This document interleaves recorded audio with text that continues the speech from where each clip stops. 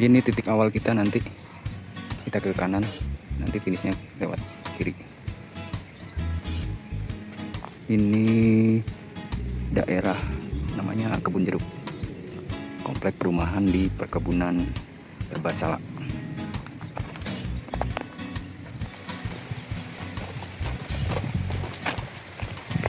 Ini kalau di peta ada sungai, nah ini jembatannya, ini sungainya. Di peta itu sungainya garis-garis biru, jadi temporer. Nah itu gunung yang kita mau naikin. Ini kita sedang melakukan orientasi. Nah, nanti jalur yang saya plotting ke sana. Ini di peta ada jalan titik-titik merah. Nah ini petanya Kebun Jeruk biru, titik biru itu kita berada di situ. Ini jalur kuning nih, jalur yang saya plotting rencananya mau lewat situ. Kita mulai trekking di perkebunan kelapa.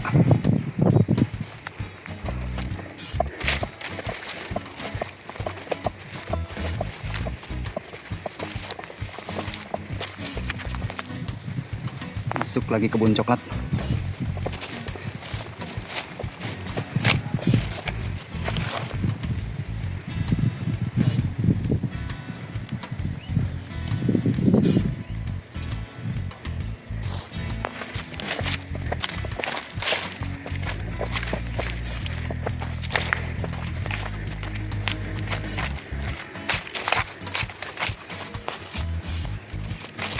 Itu tadi kita dari sana tuh, tidak sesuai dengan yang kita plot, tapi kita ke kiri melipir. Nah ini tepat di, kalau di peta itu ada persis di aliran mata air kecil. Nah itu dia nggak putus-putus ya, Jack. Nah ini ternyata airnya ada tuh. Ini airnya, ini alirannya.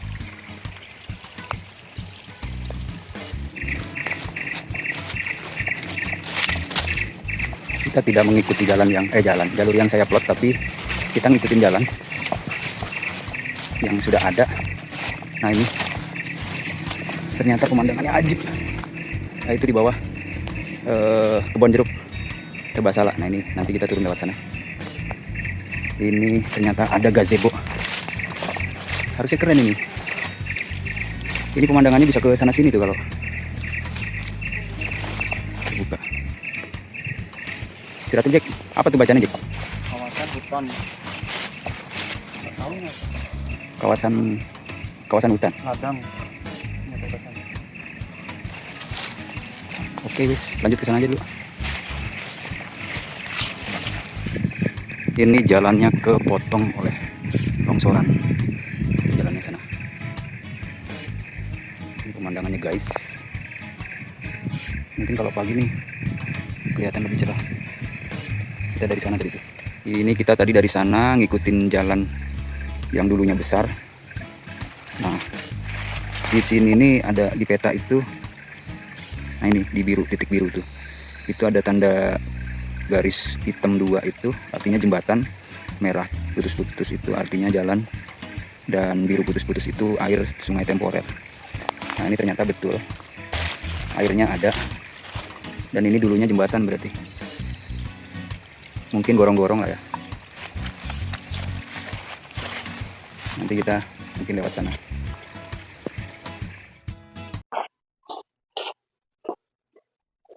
Nah ini kita lagi ngopi dulu di batas antara perkebunan coklat dengan hutan. Jadi di daerah Glenmore ini ternyata ada bukit, bentuknya bukit, cuma di peta dinamai Gunung Lembu ya. Tingginya berapa sih? Di sini yang paling tinggi 900 berapa? 923. Tingginya nggak nyampe 1923. Nah sebenarnya dari awal saya tuh penasaran dengan bukit tapi yang ada di peta ini. Kemudian saya cari gitu ya petanya dan saya download lewat Avenza, ketemu. Nah sekarang sebenarnya saya penasaran, makanya saya bernavigasi berawal dari rumah tadi menuju ke kompleks perumahan kebun serba salah ya. Serba salah. Tadi ketinggian berapa kita di awal parkir motor itu? Ketinggian 350. 350 kebun jeruk ya? Iya, kebun jeruk. Iya, nama daerah, nama bloknya namanya kebun jeruk. Di situ ada pemukiman. Dan ternyata memang itu pemukiman perkebunan. Rapi. Apa pemukimannya tuh, rumahnya tuh rapi banget, tertata rapi dan bersih. Dan itu terlihat perkebunan dari zaman Belanda mungkin tuh ya. Sampai sekarang gak direnov, gak disentuh, paling cuma dicat. Dan kebun coklatnya juga kayak ini, hidup segan mati tak mau. Nah, cuma di daerah atas nih, di lereng-lerengnya di Tumpang Sari sama kelapa. Kelapa sepertinya dia buat diambil niranya ya, diambil airnya itu apa sih disebutnya, lahang ya, untuk dijadikan gula. Mungkin karena coklatnya sendiri sudah apa ya, hidup segan mati tak mau gitu, hampir kolaps, dan sebenarnya dulu tuh perkebunan coklatnya luas gitu, luas banget, belum jadi tebu. Sekarang dihajar untuk tebu semua itu karena mungkin ya kebutuhan pasar kali ya, kebutuhan konsumen lebih apa, lebih dibutuhkan gula daripada coklat. Nah cuma kan kalau saya ngelihat tuh yang unik adalah dulu kan ini coklat asli peninggalan perkebunan dari Belanda kan. Nanti kita lihat, cari lagi mungkin pembuktiannya. Dan di peta pun, peta itu kan bikinan Belanda dan apa namanya, side plan-nya memang side plan Belanda. Tapi dia bikin tata letak kebun dan areal perumahan buat pekerja kebun juga. Maksud yang saya heran itu kalau dulu Belanda bisa produktif ya, mulai dari memilih lokasi, kenapa di sini, terus pastinya dia nggak ngarang kan, ada penelitiannya, tanah ini cocoknya untuk kebun ini. Nah dulu kalau saya lihat daerah sini selain coklat juga ada kebun karet. Nah itu kan kalau sekarang jadi tebu itu kayaknya kayak seperti nggak diteliti dulu, nggak di dampak lingkungannya itu nggak diamati dulu. Kemudian efeknya mungkin nggak terasa sih. Tapi yang pasti saya lihat kalau udah musim habis panen, terus musim traktor, kemudian datang hujan, itu air sungainya itu coklat, keruh, maksudnya erosinya tuh, tingkat erosinya tuh tinggi banget, gerus tanahnya tuh tinggi banget. Dan nggak tahu mungkin amdalnya tuh udah diteliti atau belum. Tapi terlepas dari itu cuma selingan aja, kebetulan masuknya lewat situ, masuknya lewat perkebunan. Nah, tempat saya ngopi ini batas antara hutan dengan kebun. Ini dulunya bekas jalan besar, ini masuk satu mobil untuk apa? Untuk mengambil hasil panen atau untuk perawatan, pemupukan, penanaman bibit dan sebagainya. Jadi dia buat memang jalan itu berkelok-kelok dan ya sesuai dengan konturnya, nggak berabas gitu, nggak langsung tegak. Jadi memang desainnya cukup keren lah di Belanda ini. Nah, kan logikanya kita harus berpikir nih, kenapa nggak dihabisin semua itu segunung-gunungnya ini? Kira-kira kenapa tuh? Kenapa kok Belanda nggak semua aja segunung-gunung ini dijadiin kebun coklat? Ya, biar ada kawasan pemisah antara kebun dan hutan, dan juga buat apa, sumber air kan ke bawahnya itu. Ngapain dipisah? Artinya kan ada tersendiri dia. Ya, artinya ini tetap dibiarkan menjadi hutan gitu ya, supaya dia kestabilan tanahnya tuh bisa terjaga. Lalu itu tadi juga tuh sumber airnya, ini kayak yang di belakang kita ini kan, dia tetap ngalir. Saya yakin kalau ini dihajar jadi tebu, bukan tebu lah saat itu, jadi coklat semua. Ini pasti nggak akan ngalir nih sekarang nih. karena si penjaga-penjaga air ini kan nggak ada. Gitu. Kemudian kenapa saya agak komplain antara coklat diganti dengan tebu. Tebu itu kan akarnya serabut, sedangkan coklat kan akarnya kayu gitu ya. Jadi dan lagian bedanya kalau tebu itu kan panennya dalam setahun beberapa kali tuh, 2 atau 3 kali ya. 2 kali lah yang kelihatan. Nah itu kan begitu panen di traktor, kena hujan, longsor lagi, erosi lagi. Tapi kalau coklat kan dia stabil, segitu aja. Makanya si Belanda itu pinternya, biasanya kalau yang di tinggi-tinggi, di gunungnya tinggi-tinggi, di lerengnya itu teh. Dia pagar pakai, dia tanam teh. Teh itu akarnya lebih mencengkeram lagi deh. Nah ini yang di gunung yang nggak terlalu tinggi dan mungkin tanahnya juga lebih bagus ditanam coklat dibanding teh. Karena kalau teh juga ini kurang dingin, kurang tinggi ya, kurang tinggi dan kurang dingin. Dasar-dasar itu tuh maksud saya yang kita bernavigasi nggak cuma bernavigasi ya, tapi belajar ini kenapa kok dibuat begini sama si Belanda, ini kenapa kok dibuat begini, dasarnya apa. Nah dari situ kita bisa belajar memahami kok dia tanam coklat, terus dari mana asal usulnya dulu, terus, kemudian gimana cara dia mengambil hasil panen terus mengolah distribusi sampai menjual lagi ke Eropa kan. Pasarnya pasti di Eropa dia. Gak mungkin orang pribumi dulu zaman itu kerajaan juga belum kenal coklat. Nah sebetulnya kan kalau kita lihat tuh coklat juga komoditi yang bagus juga tuh buat pasaran dunia. Hampir sekarang juga imbang. Hasil olahan coklat itu kan juga macam-macam. Jadi berkelas gitu. Nah, cuma ya itu tadi tuh, gimana cara mengolah sampai menjualnya, itu kita memang nggak dibekalin itu sama si Belanda. Tahunya juga zaman-zaman sekarang ini, makanya kayak nggak ada permajaan, kayak nggak ada peningkatan kualitas pohon coklatnya itu sendiri, sampai kualitas buah coklatnya itu mungkin dicari varietasnya dan segala macam. Ini kan sebenarnya tugasnya para insinyur pertanian itu ya. Ngapain lu sekolah tinggi-tinggi gitu. Hal-hal yang ditinggalin sama Belanda aja, bukan ditinggalin sih, pada dasarnya tuh sendiri tuh direbut gitu. Kan orang kita tuh mendeklarasikan merdeka tuh pada akhirnya sebetulnya merebut yang sedang dikerjakan oleh si Belanda, direbut secara diusir lah si Belandanya itu oleh si tuan rumah kan gitu sebetulnya. Tapi kalau melihat kenyataannya kayak gini kan, ini seperti kita nggak ngerti cara mengolahnya. Ya udah, makanya jangan heran kalau ada pabrik-pabrik yang udah mulai nggak produksi tuh, kayak pabrik karet di Glenmore sebelah selatan tuh, di Akhir Alung itu juga kan udah mati sekarang pabriknya. Lalu yang unik lagi kan kalau pabrik itu ada power, ada tenaganya untuk apa namanya mengaktifkan si pabrik itu. Powernya tuh yang keren, kita mungkin semua hampir nggak pernah tahu, mungkin nanti kita cari-cari lagi sebenarnya.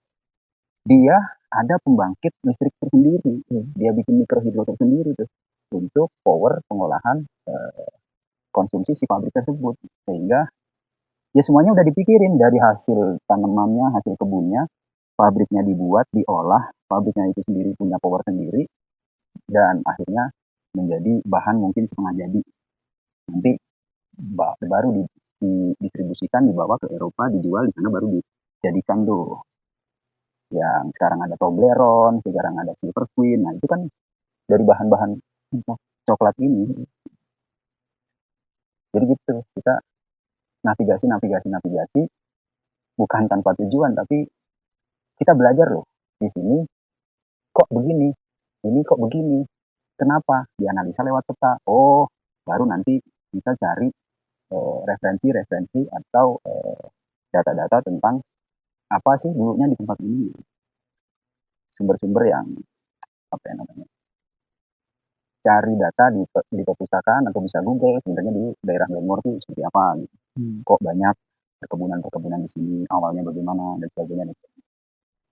Jadi itu fungsi dari tujuan saya terutama, kita bernavigasi itu bukan cuma harus tahu dari mana mulai, mau lewat mana, mau kemana, dan nanti pulang lagi. kosong kalau itu.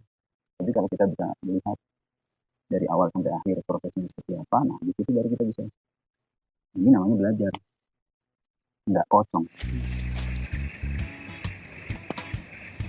Ini kalau pagi kelihatannya pasti keren ini. Itu Gunung Raungnya tuh. Kelihatan. Itu sebelah kanan Raung itu Suket. Suket, Rantai sama Marapi, Ijen itu kelihatan tuh.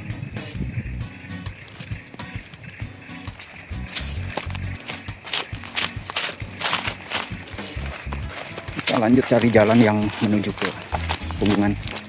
Ini masih jalan yang dibuat untuk batas kebun dengan hutan.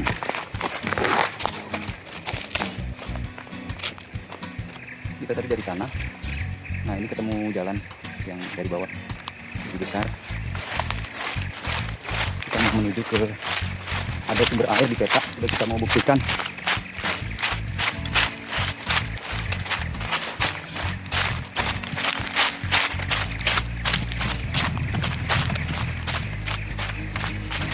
Besar alirannya, Jack.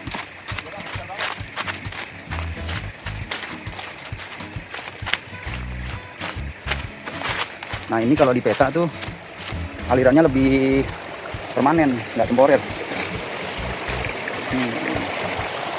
Airnya kayaknya stabil. Sekarang PR selanjutnya mencari jalan yang ke arah puncak. Mungkin ke sana. Oh, ternyata yang barusan itu anak sungainya ya? Ini yang bener nih.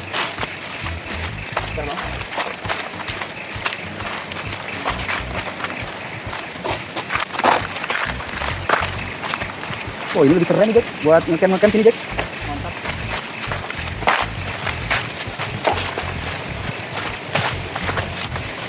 Oh, ini airnya juga lebih besar ya. Iya, ini yang udah di peta, coba lihat. Sana. Iya, ini lebih tenang.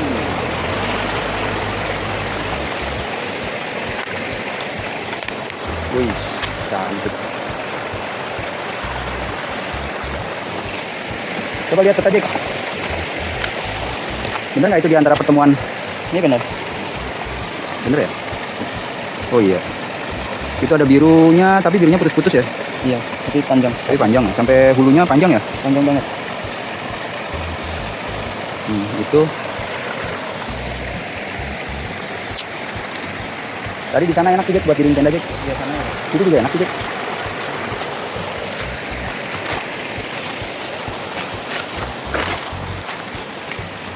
Sholat sini aja, Jack. Nih.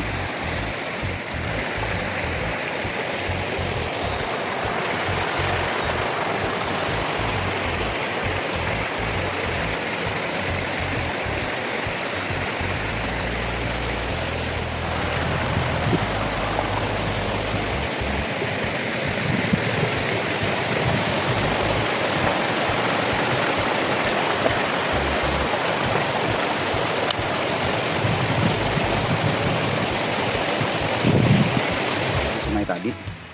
Nah, kita masuk ke hutan, potong ke Punggungan Pitama. Ini ada jalan setapak.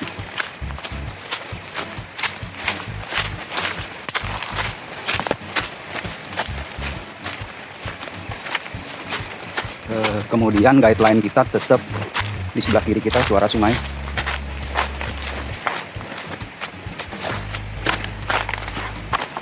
Ini ada sampah warga. Jadi betul kata orang bule, kalau ciri-ciri kita tidak tersesat adalah ada sampah. Mungkin ya ikutin jalan aja dulu. Ini jalannya melipir. Tapi asik itu. Air. Ini cabang 2 ya, Jack. Kanan kiri ada ya? Berarti itu tengah-tengah jalurnya, Jack. Nah, itu ya.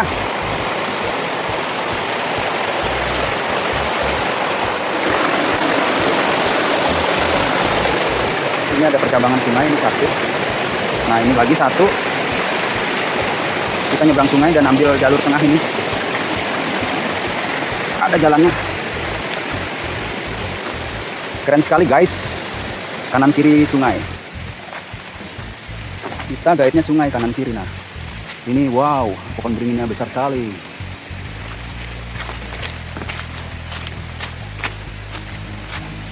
Ada jalan, Jack?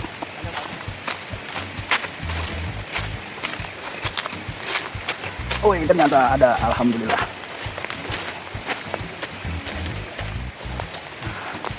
Ini kita lebih dekat lagi ke pohon beringin yang akarnya banyak. Nah, ini guys, kita berada di kanan kiri sungai. Jadi ini penjaga mata air. Ingat guys, pohon juga adalah sungai yang menjaga mata air. Jangan kita tebang, kita harus sama-sama menjaga dia. Oh, ternyata jalannya masuk ke tengah. Assalamualaikum. Tengah-tengah pohon. Jalannya ke sana guys, keren banget ini sumpah demi Allah. Tuh, jalannya ke sana. Nah, ini di ketinggian 550 meter. Di tengah hutan ini masih ada pohon duren. Dan itu di bawahnya diplastikin. Diplastikin kemungkinan kalau ada duriannya supaya tidak bisa dinaiki oleh hewan. Tapi kalau monyet ya dia bisa lompat dari atas. Tapi kayaknya jauh nih dia potong dari sini. Nah, sebelah bawahnya itu masih aliran air, ada bunyinya. Kita ke kanan guys. Ayo. Ini jalannya asik, masih kelihatan.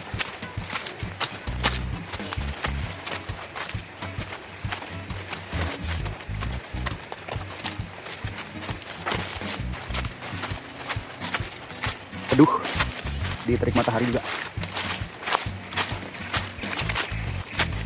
Ini jalannya sudah habis dan kita harus mencari jalan. Ini terjal banget guys. Tapi kita coba masih bisa tembus. Kita coba guys. Wow.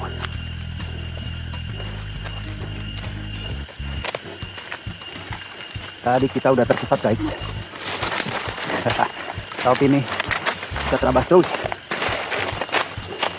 Kemiringannya lumayan. Tadi sampai 30 derajat, ini mungkin 25 derajat.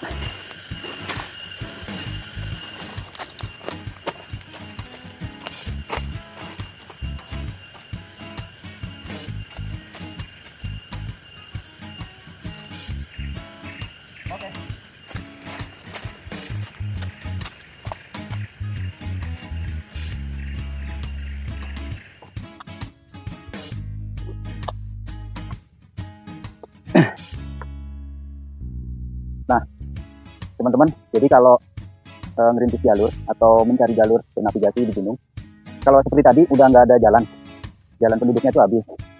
Nah, ini juga tadi udah habis. Ini sebenarnya seperti tidak ada jalan. Yang saya lakukan adalah jangan ke lembah, tapi ikuti punggungnya, karena kemungkinan besar di punggungnya itu semak belukarnya tidak terlalu lebat, jadi masih ada jalan. Terutama ini potensial jalan binatang. Ayo kita lanjut.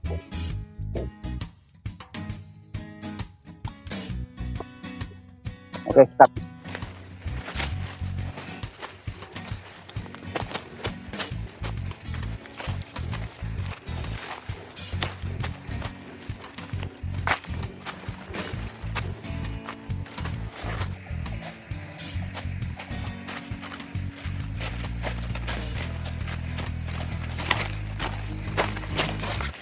Coba Jack, buka peta lagi Jack. Orientasi. Ini kita kan di biru. Ini kita terus ke atas, nanti ketemu landai. Ketemu landai di atas ya? Iya. Berapa meter lagi kira-kira? 100 meter ke atas. Nah, kalau dalam kondisi begini kita jangan malas-malas ngecek jalur ya. Ngecek jalur, kita udah sampai di mana. Lihat di map yang kita record, lihat di peta yang kita rekam itu. Jadi kita bisa memprediksi berapa jauh lagi. Oke Jack, lanjut Jack.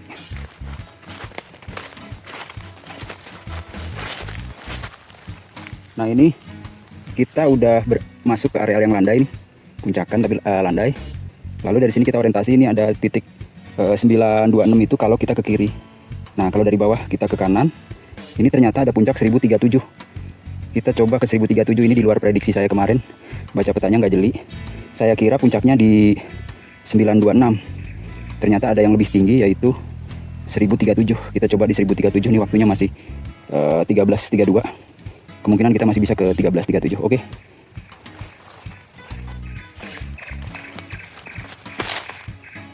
ternyata ini ada patok di puncakan ini ya. Tapi di sini tidak tertera angkanya. Kita ke arah kanan dari bawah. Nah, kita mau belok ke kanan. Ini ada patok. Kita coba ke 1037. Mudah-mudahan nanti di sana juga ada petunjuk lagi. Oke, lanjut.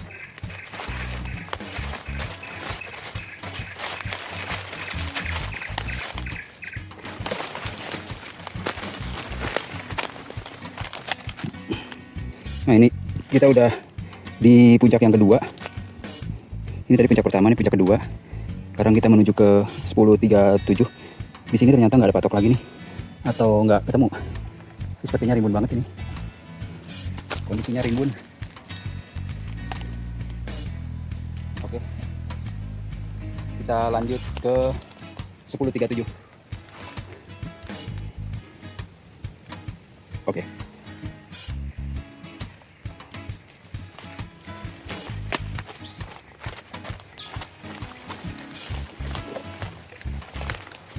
Ini kita menuju ke 10.3 berapa, Cik?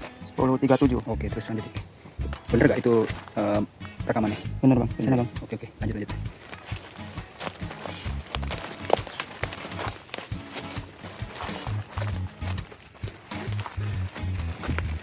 Jalur menuju puncak ini ternyata lebar sekali. Lebar. Jadi semakin ke puncak, jalurnya semakin terlihat jelas. Wah iya, ini garukan nih teman-teman.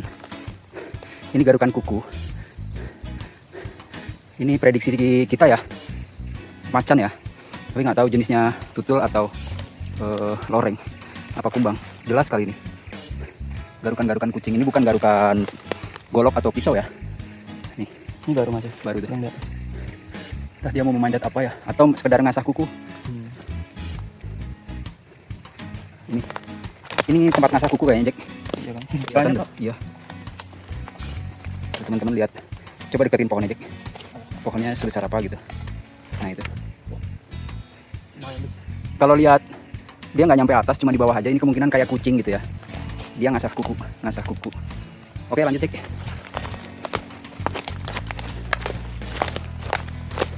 Masih ada bang. Iya masih.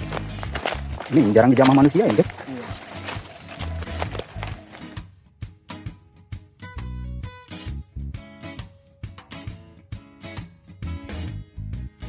Nah ini saya udah berada di puncak 1037. Ini puncakannya, tidak ada lagi yang lebih tinggi dari ini. Di map juga hasil record di 1037, tapi nggak tepat di titiknya nih. Mungkin di sebelah sana, sedikit lagi ya. Dan di sini tidak ada tanda-tanda segitiga atau tanda patok triangulasi, jadi kemungkinan belum sempat dibuat. Ternyata ini 1037. Jadi puncakannya seperti ini. Ini banyak bambunya, seperti yang kemarin saya bilang, ternyata di daerah puncak juga tumbuh bambu, tumbuh pohon-pohon bambu dan lebat. Oke, mungkin itu. Kita sampai di sini, istirahat dulu. Setelah itu nanti lanjut turun, selesai makan siang. Oke. Jadi ini saya udah di puncak Gunung Lembu, ketinggian 1037. Semuanya hampir hutan bambu lebat kelilingnya. Ini saya coba satu. Nah ini air. Jadi sesuai apa yang saya katakan tempo hari di konten sebelumnya, yaitu tentang survival, bahwa benar adanya bambu tumbuh di puncak gunung dan ini buktinya. Lalu memang ada airnya. Jadi dalam kondisi survival ini bisa kita manfaatkan ruas-ruasnya ini. Jadi diambil ke bawah airnya supaya tidak terbuang. Kita adain. Mungkin satu ruas ini bisa ada 10 ml lah, atau hampir ya kurang lebih gitu 10-50 ml. Jadi kalau satu ruas ini bisa jadi 1 liter air. Mungkin itu aja buat tambahannya. Semoga jalan-jalan saya ada manfaat untuk sharing buat teman-teman bahwa ini pembuktian. Itu aja.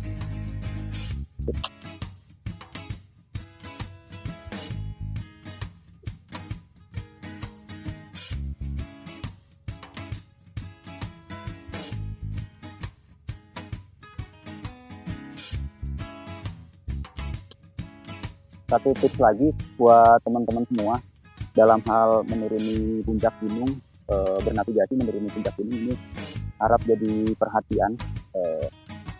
Memang agak sulit kalau kita tidak bisa berorientasi medan, bisa tersesat karena puncak gunung ini seperti ini.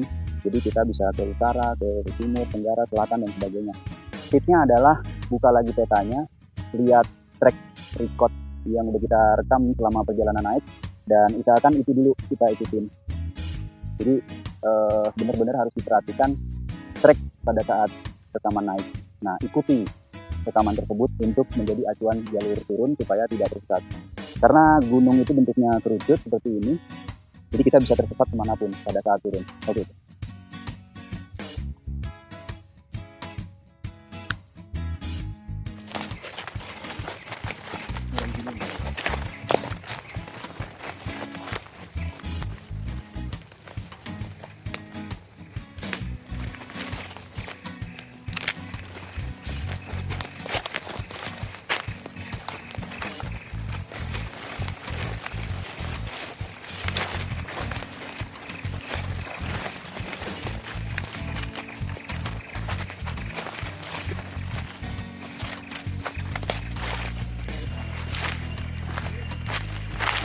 Nah ini gua kering ya Jack. Ini tempat binatang berteduh atau mungkin juga tidur di sini karena kering banget ini. Ya. Nah ini kering banget. Atau juga buat teman-teman yang jika tersesat, nah ini di punggungan ini bisa banget. Coba Jack situ Jack. Tidur. Ya buat berteduh. Ini kering banget. Ini bisa buat berteduh tuh. Nih. Bawahnya juga kering. Bukan karena musim kering, ini musim hujan, ini basah. Oke, kita lanjut lagi Jack. Tadi kita dari sana sempat hampir tersesat kiri, bukan tersesat sih, kita ngambil jalur itu cuma lalu blank. Lalu solusinya kita lihat peta dan yang lebih landai itu ke sebelah kanan. Nah, sekarang kita udah dapat jalur yang lebih landai untuk menuju lerengnya. Nanti kita sana. Jadi yang harus kita lakukan adalah tetap orientasi medan, melihat peta, lalu ambil keputusan cari jalur yang atau cari kontur yang lebih landai kita turun. Sekarang insya Allah udah aman.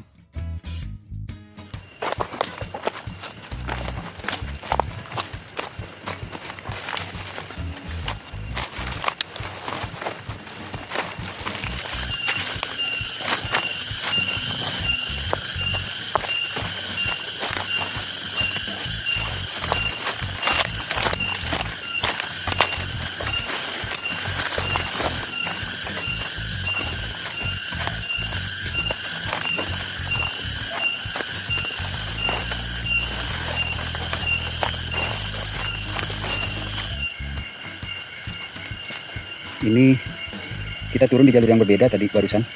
Nah sekarang kita udah ketemu dengan jalur yang tadi nih. Udah ketemu, bentar lagi ketemu sungai. Oke.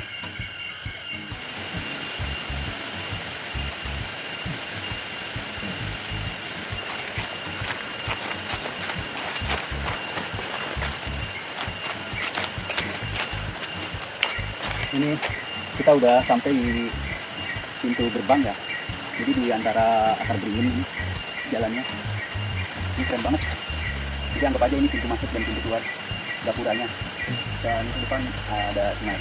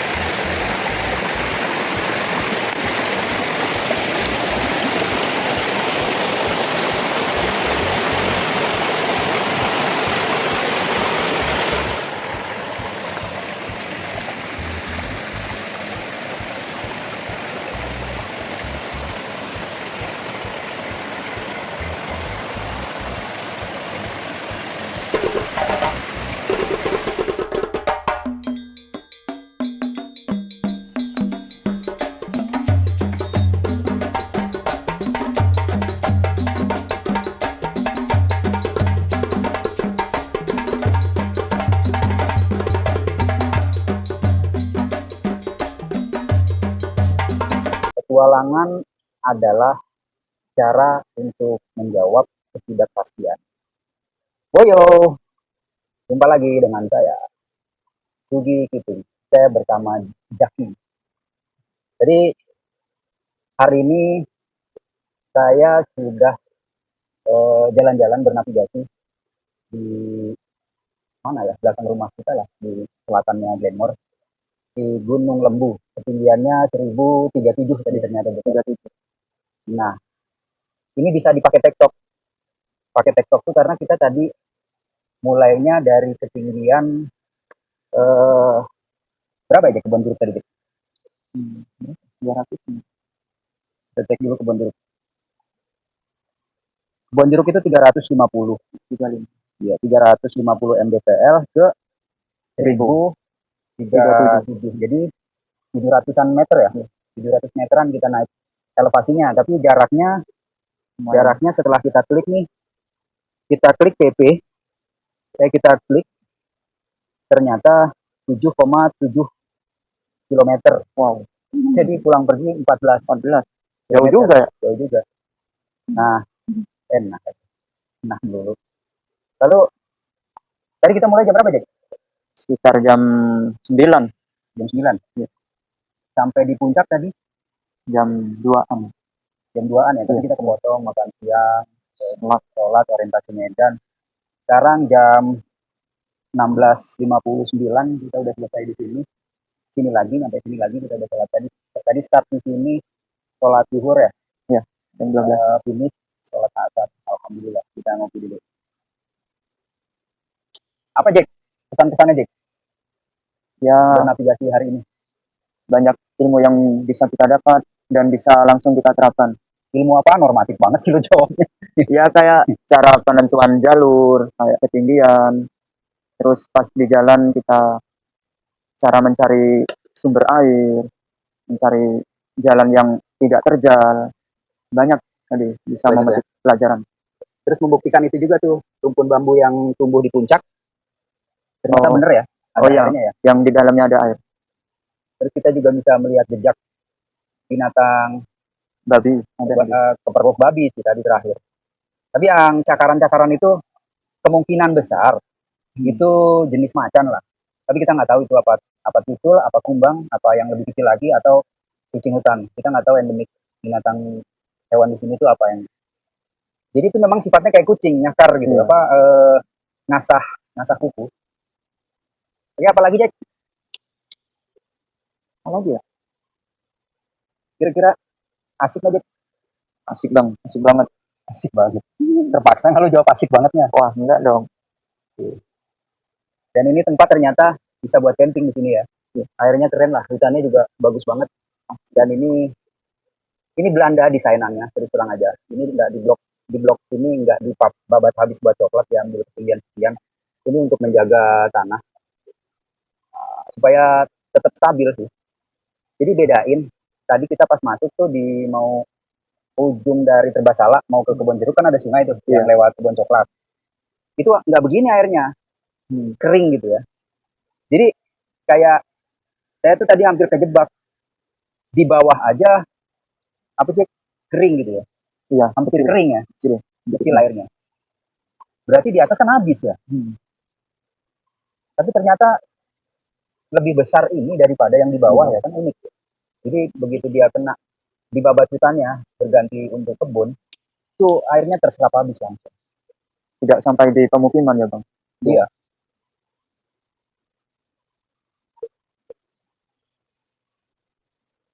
Udah banget ya. Tehmu mana? Itu rotinya makan aja. Yes. Nah itu tadi kita TikTok ya. TikTok berarti hitungan berapa jam tadi Cek? Jam start dari sini jam 9. Enggak dari sini, dari tempat ini. Kan jam 12 ya? Iya. Anggaplah jam 12 persis. Sekarang sampai sini jam 4. Berarti TikTok cuma 4 jam. 4 jam tuh. Cuma jalurnya memang cuma sampai ketinggian sekitar 700-an tadi ya. Setelah itu hilang jalurnya dan kita harus meraba-raba tuh. Nah, ketemu lagi jalur sudah menuju puncak, besar lagi jalurnya. Dulunya pasti ada jalur dan ada juga patok-patok tertentu. Tapi daya tarik puncaknya itu memang sebetulnya bagus sih itu kalau ada yang terbuka. Kita aja karena buru-buru ya nggak bisa orientasi untuk melihat di mana area yang terbuka. Itu mungkin kalau ada tempat yang terbuka kita bisa memandang raung. Iya, bagus. Oke ya, kemudian sepanjang jalur tadi pasti ada tips-tips yang saya udah kasih, tips saya nggak ulang lagi. Oke, jumpa lagi di petualangan-petualangan berikutnya, navigasi-navigasi saya di tempat-tempat yang sepertinya tidak diketahui oleh para pendaki. Boyo.